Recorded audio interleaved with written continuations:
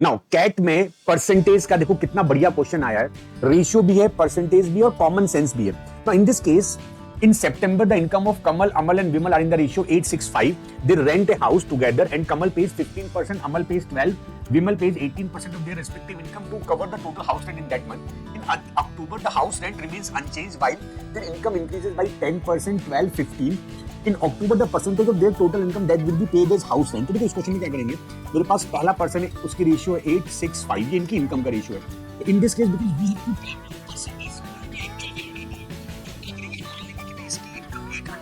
इसकी 600, इसकी 500। अच्छा, अब रेंट कितना है?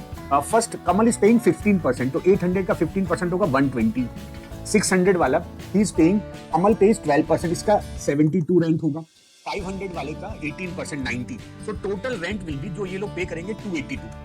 This is total rent. और बोल रहा है कि अक्टूबर में रेंट चेंज नहीं हुआ है, लेकिन इनकी इनकम बढ़ गई है। अच्छा, इसकी इनकम कितनी बढ़ी है? 10% तो 80 बढ़ गई, इसकी इनकम 12% तो 72 बढ़ गई, और इसकी इनकम 15 मतलब 75। तो टोटल इनकम इनको जोड़ लो, 880, 672 and 575. This total income will be 2127. So we have to calculate what percent of rent is what percent of income is rent.